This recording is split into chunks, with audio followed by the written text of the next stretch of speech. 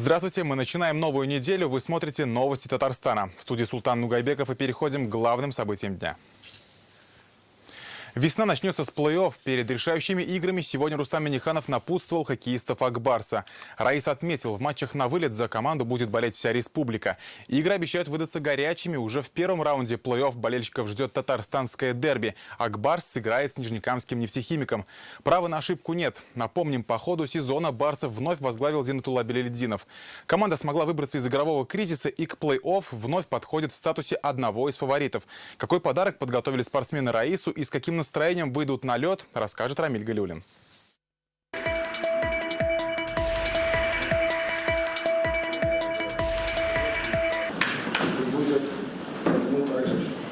Встреча команды с Рустамом Миннихановым начинается с подарков. Александр Радулов передает ему толстовку с эмблемой клуба. Сегодня все разговоры только о плей-офф. Рустам Минниханов напоминает, Ак-Барс – символ республики, а в матчах на вылет у команды есть все шансы. Мы гордимся нашей командой.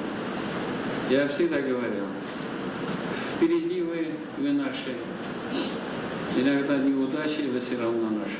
Как бы ни было, мы вместе с вами. Все вместе с вами будем радоваться нашим победам. Вместе с вами будем, переживать.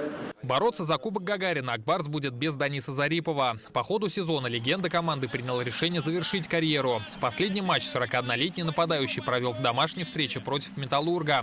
Сегодня Рустам Минниханов присвоил ему звание «Заслуженный работник физической культуры республики».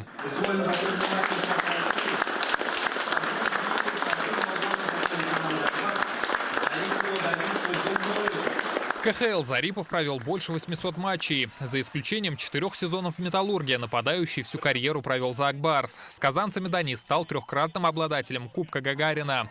И даже после завершения карьеры обещает, что останется рядом с командой. Впереди непростой путь. Мы все прекрасно понимаем, это самый основной и самый тяжелый этап чемпионата. Я буду рядом, буду всеми возможными способами направлять, подсказывать, помогать. От своей зоны Юдин отдал передачу, Кагарлицкий, шайба в воротах. Сейчас для команд все начинается с нуля. Напомним, казанцы досрочно гарантировали себе первое место в Восточной конференции, во что слабо верилось по ходу сезона. Под руководством Олега Знарка, который возглавил команду перед началом КХЛ, она выдала худший старт в истории. Выводить из кризиса казанцев доверили хорошо знакомому Зинатулле Белялетдинову. Именно при нем Ак-Барс завоевал все свои Кубки Гагарина. Красивый момент от Толчинского и не менее эффектная игра Тимура Белялова. За короткий срок под руководством Белялетдинова команда набрала форму, а лидеры заиграли в полную силу. На ведущую роль вышел Александр Радулов, набравший 57 очков в 62 матчах. Это штрафной бросок. Александр Радулов ставит точку в этой игре, и Ак-Барс одерживает победу. Тренеру удалось наладить атмосферу в раздевалке и сплотить коллектив. 68 игр отработали, отпахали. Так что сейчас начинается самое серьезное. Давайте друг за друга единым кулаком пойдем вперед за кубком. Молодчики, мужики. Раз, два, три. Как итог, впечатляющий рывок Ак-Барса с 7-го места до вершины таблицы Восточной конференции. В концовке команда показала, что и состав сильнейший, и тренерский штаб сильнейший, и что с атакующим потенциалом все в порядке, и в обороне тоже порядок. И во всех линиях у нас есть точно и глубина, и есть мастерство. Самое главное то, что вы нас на самом деле поддерживаете тогда, когда к нам плохо, тогда, когда хорошо. Вы не выбираете. Для нас это приятно, мы это чувствуем и благодарим за это. Как говорят в команде, сейчас главная поддержка болельщиков. Наступают самые ответственные игры, права на ошибку, в которых нет. В первом раунде плей-офф нас ждет татарстанское дерби. Соперником Ак-Барса в борьбе за Кубок Гагарина будет нижнекамский нефтехимик. Начнут серию подопечных Белялетдинова дома. Первый матч уже 1 марта. Рамиль Галиуллин, Игорь Романов, ТНВ, Казань. Татарстан в праздничные выходные оказался во власти циклона. И статистика смертности на дорогах резко пошла вверх. На дорогах республики погибли 3 человека, 2 из них дети. Одна из причин – погодные условия. Снег с дождем, ветер порывами до 20 метров в секунду, гололедица и снежная каша. Временно пришлось закрыть участки сразу 2 федеральных трасс М5 и М7. Что это, ранняя весна или каприз зимы, которая не хочет уходить? И чего ждать от природы на этой неделе? Лилия Бнеева продолжит. На этих страшных кадрах из Актанышского района не отличить даже марку машины. В ней в момент ДТП ехали и двое детей 4 и 7 лет. Легковушка столкнулась с фурой. Водитель Кио из-за плохих погодных условий не справился с управлением и врезался в дорожное ограждение. Вылетел навстречку и столкнулся с грузовиком. Водители и пассажиры госпитализировали. Следователи возбудили уголовное дело по статье «Нарушение правил дорожного движения, повлекшее по неосторожности смерть 2 лиц». Расследование взято на контроль в прокуратуре Татарстана. Ранее прокуратура Актанышского района организовала проверку исполнения законодательства о безопасности дорожного движения. По итогам надзорных мероприятий будет решаться вопрос о мерах прокурорского реагирования. Это кадры уже из Лаишевского района. Здесь столкнулись сразу 3 автомобиля. По данным ГИБДД, машина «Лада» двигалась по трассе на небезопасной скорости. Свою роль сыграла и погода. Она оказалась на встречной полосе, где столкнулась с «Тойотой». Сразу после в машину врезался и «Шевролет». Удар был настолько мощным, что от автомобиля «Лада» остались лишь куски металла, а девушка-водитель скончалась на месте. За выходные произошло 17 ДТП с пострадавшими. Как говорят водители, погодные условия были очень сложными. На дорогах образовалась гололедица и снежная каша. Было очень тяжело. Во-первых, все ехали медленно. Из-за этого, получается, мы ехали дольше. Плюс дети. Снег тает. Погода была дождливая. Потом был снег. Потом опять снова дождь, слякоть. Мы ехали со стороны Высокогорского района. Я из Зеленодольска ехал. Ну, в принципе, нормально было почищено. Может, за счет опыта, конечно. У меня 40 лет вождения. Тает все и заносит машину. Скорость набирать очень сложно. Из-за ледяного дождя, сильного бокового ветра и ухудшения видимости до километра до сегодняшнего утра на участках федеральных трасс М5 и М7 ограничили движение для грузовиков, такси и автобусов. Легче стало только к полудню. Сейчас в столице переменчивая погода. Каждые полчаса то выглядывает ослепительное солнце, то метет. Такая погода сохранится в ближайшую неделю. Синоптики обещают температурные качели. В ближайшей неделе погода ожидается неустойчивый характер. Почему? Потому что мы переходим в разные части вот этого циклона, а приближается еще один с Атлантики. И мы снова будем попадать то в теплый сектор, то под влиянием теплого фронта, то под влиянием холодного фронта. И поэтому у нас всегда будет немножко температура, так сказать, меняться. И сегодня водители и пешеходы это уже прочувствовали. Лужи были как на проезжей части, так и на тротуарах. Дело в том, что некоторые ливневки в городе были покрыты коркой льда. Сегодня все подтаяло, да? Хорошо бы вот все соскрести. Легко и быстро. Надо, чтобы пользовались погодой. А то вот сейчас завтра будет лед и будут долбить. Мокрый снег же был вчера. Грибок не спадает. Всю зиму вот так долбишь, всю зиму. Сейчас на региональных дорогах работают более 400 единиц снегоуборочной техники. Они обработали проезжую часть песком и солью. Лилия Бнеева, Наиль Абдуллин, Роман Фенин, ТНВ. Казань. Казань – гордость Татарстана. Город развивается, но проблемы остаются. Итоги года для столицы республики сегодня на сессии Казгордумы подвели с участием Рустама Минниханова. Как отметили, экономика показала плюс. Налоговые отчисления выросли на четверть, превысив 60 миллиардов рублей. При этом остается ряд проблемных вопросов. Это изношенность коммунальных сетей, ненадлежащая чистка тротуаров и вывоз мусора. Как отмечают, своими силами город все решить не сможет. Какой помощи ждут от федералов и в чем столичным властям нужно самим более тщательно поработать, узнал Дмитрий Аринин.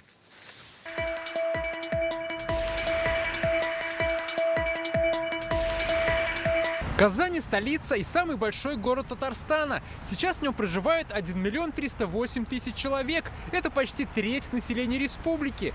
В рейтинге социально-экономического развития муниципалитета Татарстана по итогам минувшего года Казань заняла 3-е место. Экономика города сработала в плюс. Выросли объем отгруженной продукции, средняя зарплата и особенно на четверть отчисления в бюджеты всех уровней. Вкупе они составили 272 миллиарда рублей. В экономике города более 40% составляет малый и средний бизнес. Это очень хорошие результаты. И в то же время структурно я хотел бы обратить внимание, малый и средний бизнес мало представлена в производственных отраслях. По статистике в этой производственной сфере работает только 8% малых и средних предприятий нашей столицы. Одной из основных проблем Казани остается износ инженерных сетей, особенно водопровода. Только за последние 2 года произошло более 2000 аварий. В решении этого вопроса городские власти возлагают надежду на новую федеральную программу. 21 февраля 2023 года президент России Владимир Владимирович Путин объявил о старте программы по строительству и ремонту сетей ЖКХ с объемом финансирования в течение 10 лет не менее 4,5 триллионов рублей. Рустам Маргалевич, позвольте поблагодарить вас, как председателя комиссии Госсовета России по строительству ЖКХ, за ваши усилия. Наконец-то нас услышали на федеральном уровне. Спасибо вам большое. Надеемся, что долгожданная программа стартует в Казани в ближайшее время. Как говорят казанцы, в столице происходят позитивные перемены, но нужно решить ряд проблем, чтобы они не портили общую картину. Не стыдно туристам уже центр показать, развивается. Хуже стал работать транспорт. А так город становится красивее. Даже получше стало, по крайней мере. Хотя бы обращаешься когда к человеку, то есть пишешь какое-то обращение. Даже взять то, что дороги не чищены во дворах. То есть буквально в течение 2-3 дней уже все почистили. Дворцы культуры, там все обновляется, клубы и все. То есть власти об этом заботятся. Но очень страдает транспорт. В некоторых местах бывает его мало, либо его долго приходится дожидаться, особенно в зимнее время суток. А так... Казань – прекрасный город. Как отметил Рустам Минниханов, для решения транспортных проблем, особенно в пригородах, столичным властям нужно плотнее работать со своими соседями и Институтом пространственного развития. В этом году должен быть подготовлен проект Казанской агломерации. Уже видим, какие проблемы из-за несбалансированности, поэтому все это должно быть заложено в едином документе. И достаточно серьезные вопросы по общественному транспорту. Количество жалоб растет. Горожане недовольны нехваткой подвижного состава, особенно в пригородных маршрутах, переполненность транспорта в часы пик. И есть вопросы еще по некорректному поведению водителей и кондукторов. В Казани необходимо решить проблему своевременной уборки тротуаров от снега и наледи. Как признают столичные власти, не хватает дворников и водителей коммунальной техники. Наша первоочередная потребность для обеспечения надлежащего содержания тротуаров составляет 105 единиц техники. Нет, чуда не будет, никаких 500 дворников мы в Казани не наберем, поэтому наш завтрашний день в механизации ручного труда в максимальном. Находить нам надо технику. Еще одна задача – найти общий язык с региональным оператором по вывозу мусора и профильными ведомствами. Проблема переполненных контейнеров в городе особенно обострилась в начале этого года. Теперь по закону эти полномочия не наши, но люди наши. И по-прежнему они справедливо обращаются в районной администрации и в мэрию города Казани. Постоянно в диалоге с руководством компании-оператора был жесткий разговор, получено обещание навести порядок. Есть органы прокуратуры, которые нас всегда поддерживают в нашем желании города видеть чистым. Поэтому совместно, я надеюсь, мы этот вопрос вернем на достойный столицы Республики Татарстан уровень. Как отметил Рустам Минниханов, Казань – это гордость Татарстана, и все вопросы должны решаться тщательно и системно. Столица наша, Казань, это наша гордость. Хотел бы поблагодарить всех за нашу совместную работу. Понятно, что у нас где-то провалилось, где-то это. Но дайте возможность исправиться. Я всегда говорю, никто нам это не сделает. Мы все эти вопросы должны систематизировать и системно решать. Также в числе приоритетов Казани строительство и ремонт детских садов и школ, подготовка кадров для промышленных предприятий. Еще в городе уже подготовлена 7-летняя программа развития столичных поселков. Это качественные дороги, инфраструктура и транспортная доступность. Дмитрий Айринин, Игорь Романов, ТНВ, Казань. Председатель Слиткома России Александр Бастрыкин поручил представить ему доклад о ходе расследования гибели 10-летнего мальчика в Тетюшах. Трагедия произошла на минувшей неделе. Мальчик погиб, провалившись в наполненную водой 3-метровую яму. Она находилась на территории неработающего промышленного предприятия. По данному факту Слитком Татарстана возбудил уголовное дело по 2 статьям: причинение смерти по неосторожности и халатность. Правоохранителям предстоит выяснить, кому принадлежит объект, и дать оценку соблюдению требований законодательства о муниципальном имуществе. Как сообщили в пресс-службе Слиткома, местные жители неоднократно обращались к властям по поводу открытых канализационных люков. Однако никаких мер не принято. К чему может привести безответственность и несвоевременная реакция на обращения граждан, сегодня говорили и в мэрии Набережных Челнов.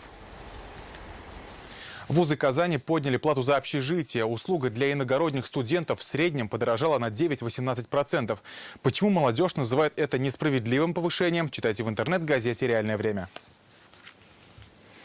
Более 7 миллионов тонн нефти в минувшем году добыли малые компании республики. Добыча выросла на 3%. Итоги работы сегодня подвели в Доме правительства. Как отметил Рустам Минниханов, в условиях ценового потолка на российские нефтепродукты важно сохранить темп работ. Это обустройство месторождений, строительство нефтепроводов и другой инфраструктуры. Также в приоритете внедрение отечественных технологий нефтедобычи и повышение квалификации отрасли. Рустам Минниханов поблагодарил руководство малых нефтяных компаний за вклад в социально-экономическое развитие республики. Прошлый год для республики и в целом для страны он был напряженный, но позитивный. Добыча по России составила 535 миллионов тонн. Ну и по республике нашей добыча выросла на 3,5%. Абсолютные цифры 35,7 миллионов тонн. 50 миллиардов рублей заработали татарстанские предприниматели на маркетплейсах в прошлом году. Это в 2 раза больше, чем в 2021. Лидерами электронной коммерции стали Казань, Набережные Челны, Зеленодольск, Альметьевск и Нижнекамск. За год количество представителей малого и среднего бизнеса на маркетплейсах увеличилось в 2 раза. И теперь это 45 тысяч человек. Для их поддержки в начале года была утверждена новая программа развития интернет-торговли. Как она работает, далее в репортаже.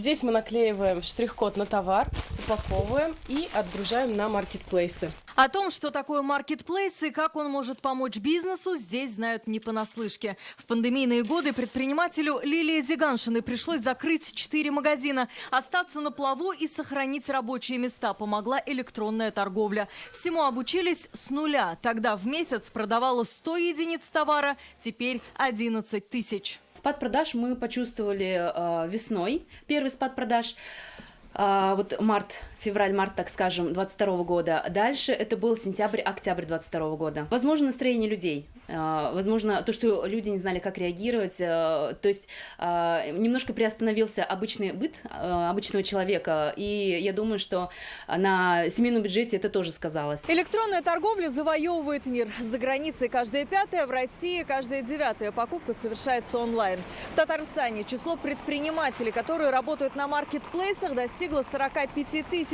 Их годовой оборот превысил 50 миллиардов рублей. В прошлом году 40% занятого населения Татарстана, а это 800 тысяч человек, ощутили на себе сложности из-за санкций. Чтобы не потерять бизнес и сохранить рабочие места, предприниматели расширяют рынки сбыта своей продукции. Помогает и господдержка. Так, в прошлом году бизнес Татарстана получил более 83 миллиардов рублей. Были предоставлены льготные займы.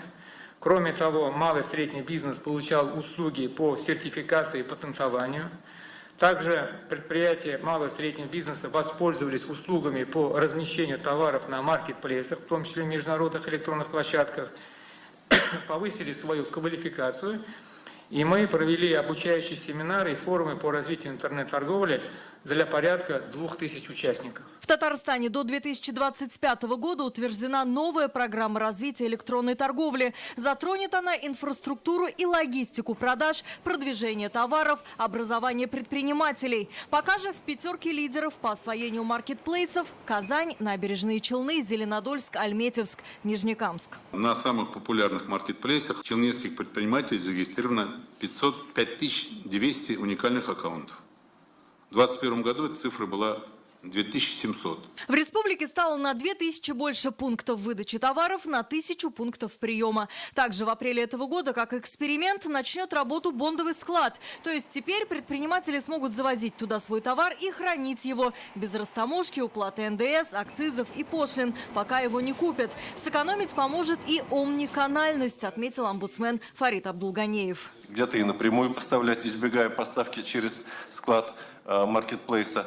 Где-то работая совсем напрямую, даже свой сайт, это тоже работает, или своя страничка в социальных сетях. Это позволяет избегать той финансовой нагрузки, которую берет на себя маркетплейс. Сейчас маркетплейсы расширяют свои склады. Ожидается, что склад будет обеспечивать в 3 раза больше заказов, чем сейчас. То есть, если сейчас мы выдаем 100-150 тысяч заказов в день и обрабатываем, да, то сможем выдавать 400-450 тысяч заказов в день с этого склада. На увеличение скорости доставки товаров для жителей республики повлияет и развитие международных контейнерных перевозок. Данная программа рассчитана до 2025 года. Алия Хайрудинова, Адель Миндубаев, ТНВ, Казань. 30 банок варенья для мобилизованных сегодня подготовили воспитанники Казанского центра социальной адаптации «Благо дарю». В рамках республиканской акции «Обещаю вернуться» 7 ребят с ментальными нарушениями сварили 3 вида конфитюра – апельсиновый, клубничный и вишневый. В гуманитарную посылку они также положили свои рисунки и письма. Поддержать ребят приехала депутат Госдумы Татьяна Ларионова. Напомним, акция «Обещаю вернуться» началась в Татарстане в феврале. К ней присоединились студенты, школьники и воспитанники детских садов всех районов республики. Сейчас в штаб гуманитарной помощи передано более 10 тысяч банок с вареньем. Максимум 3 часов мы это все делали, готовились с ребятами все вместе. Сами вместе по интернету смотрели рецепты. Я хочу пожелать бойцам, чтобы они поскорее бы вернулись уже домой. Живые, здоровые. Спасибо им большое. Они защищают нас. Варенье, мне кажется, оно очень пахнет домом. А запахом дома, я думаю, наши воины почувствуют еще и нашу заботу, и наше внимание, наше желание увидеть их как можно скорее здесь, дома. Хотели как лучше, а получилось как всегда. Так казанцы описывают народные гуляния на Масленицу на Казанском озере Лебяжье. Парализованное Горьковское шоссе, давка в автобусах, неорганизованность праздника и практически срыв выступления группы «Дюна». Все это несмотря на наставления главы исполкома, которые прозвучали в начале недели. Проблемы начались с утра. Многокилометровая пробка образовалась на Горьковском шоссе. Сложно было добраться и на общественном транспорте. В салоне не протолкнуться.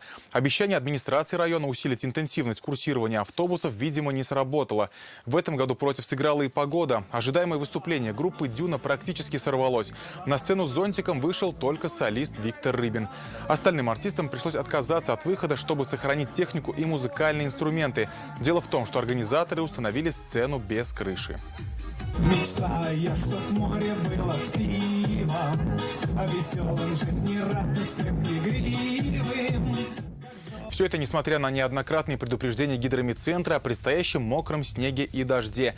Покинуть праздник на личном и общественном транспорте было практически невозможно. Самые отчаянные казанцы решили не терять времени и пошли домой пешком. Сегодня мы попытались услышать комментарии главы Кировского и Московского районов. Будут ли учтены ошибки на будущее? Однако Сергей Миронов предпочел ситуацию не комментировать.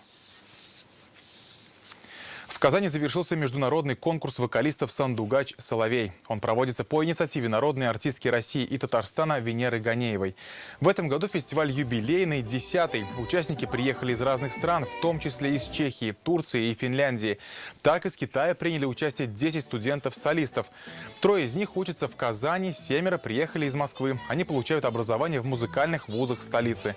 Конкурс получился масштабным. Он объединил более 600 конкурсантов в возрасте от 4 до 80 лет.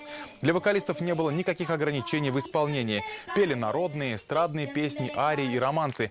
Без подарков никто не ушел. Всем участникам вручили дипломы.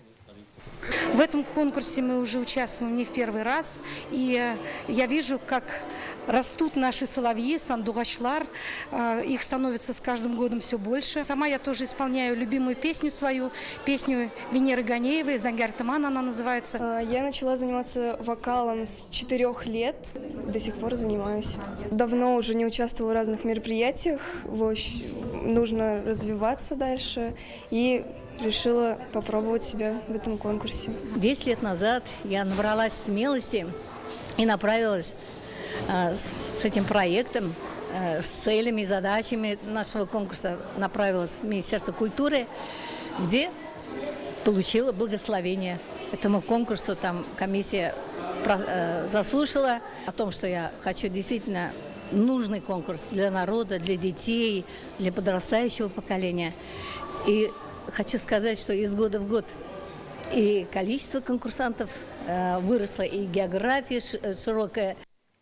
Именитые российские и зарубежные автогонщики впервые встретились на ледовой трассе. В Набережных Челнах состоялись гонки, посвященные 35-летию команды КамАЗ-Мастер. Участники из Китая, Чехии и России боролись за призовые места впервые на грузовиках легендарной «Синей Армады». В честь команды КамАЗ-Мастер защищал двукратный победитель ралли «Дакар» Дмитрий Сотников. Как, вопреки сложившейся ситуации в мире и отношениям к российским спортсменам, праздник спорта на льду состоялся, увидела Гульнара Миниханова. Вот они, участники первых ледовых гонок. За кубок победителя борются 6 именитых российских и зарубежных пилотов. Вместо пустынь, гор и камней – мороз и лед. Гонки проходят на ледовой трассе Чулман. Протяженность одного круга составляет 5 километров. Каждому участнику предстоит проехать несколько кругов на 3 автомобилях, выпускаемых для команды КамАЗ-Мастер.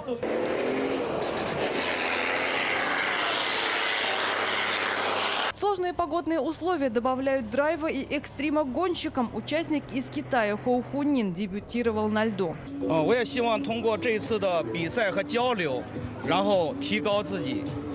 Я очень рассчитываю на то, что с помощью вот этих вот сегодняшних соревнований я сам вырасту как человек и как спортсмен. Очень благодарен КамАЗу за такую предоставленную возможность. Команду КамАЗ-Мастер представлял двукратный победитель ралли «Дакар» Дмитрий Сотников. Пилот не раз покорял пустынные, песчаные и даже болотистые трассы. Гонки на льду для него тоже новый опыт. Это совсем отличается от того, что мы привыкли делать. Специфика другая. Здесь работа идет на время. Нужно искать быструю траекторию. Грузовик скользит, у каждого свой стиль. Ледовые соревнования посвящены 35-летию команды КамАЗ-Мастер и проходят именно на гоночных автомобилях КамАЗ. Так знакомят иностранных спортсменов с отечественными большегрузами. Посмотреть на автомобили можно было и на выставке. Среди экспонатов грузовик, на котором впервые КамАЗ-Мастер одержала победу на Дакар. Для наших пилотов, конечно, стихия – это пустыня, дюны, горы, камни, любые другие трассы, но не это. Да, это новое что-то, но оно тоже полезно для тренировок наших пилотов.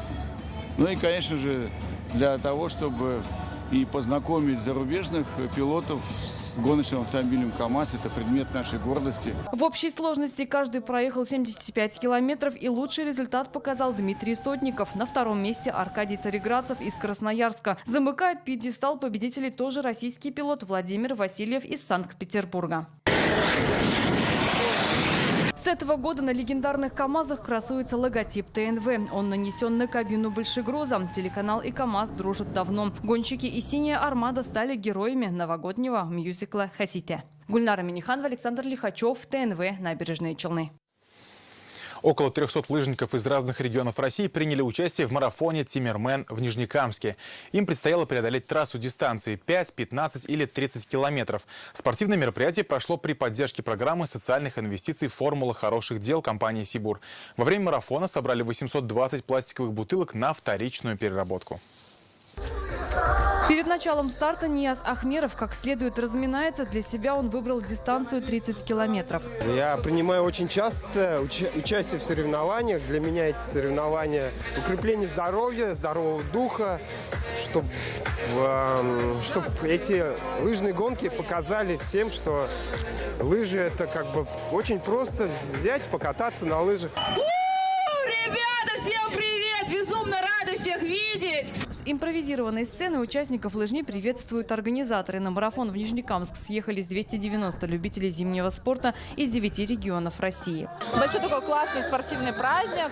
Разного возраста участники. Вот мы начинали с 3-леток, которые тут свои первые шаги на лыжах делали. У нас есть 75, 78 лет участников, за 80 есть. Легкой трассы и победы пожелал участникам марафона заместитель руководителя исполкома Нижнекамска Айзат Махмутов. Очень приятно, что действительно вот этот спортивный задел, вот этот задор, он распространяется на наш город вот в таких больших ярких проектах.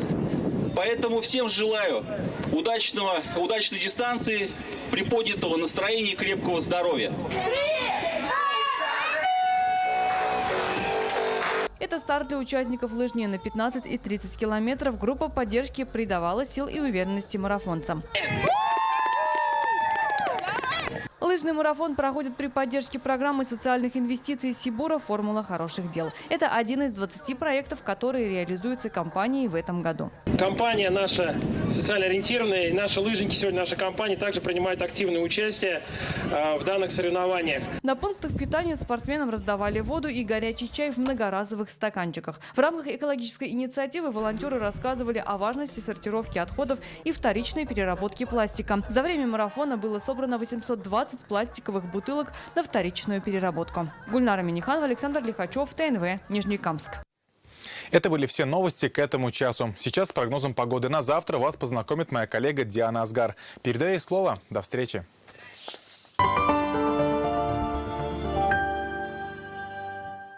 Добро пожаловать на борт премиальных внедорожников Exit. Только в феврале с преимуществом до 1 миллиона рублей. Зимние шины в подарок. Пройдите тест-драйв в Exit-центре РРТ на Чуйкова 54Б. Подробности по телефону 207 2080. Exceed. Born for more.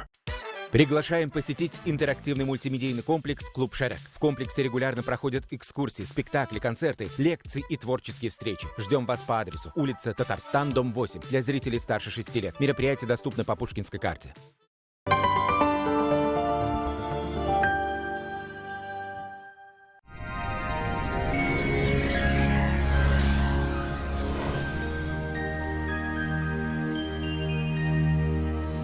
Здравствуйте! По прогнозам синоптиков, зима не готова передать эстафету весне и еще поборется за право управлять погодой.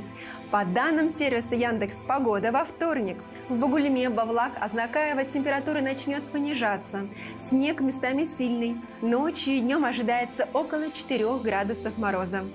Люди узнают прогноз погоды лишь для того, чтобы узнать, когда будет ветер перемен. И в набережных Челнах, Нижнекамске и Лабуге более холодный воздух в ближайшее время понизит температуру. Ожидается снег, местами сильный. Ночью и днем около 3 градусов мороза.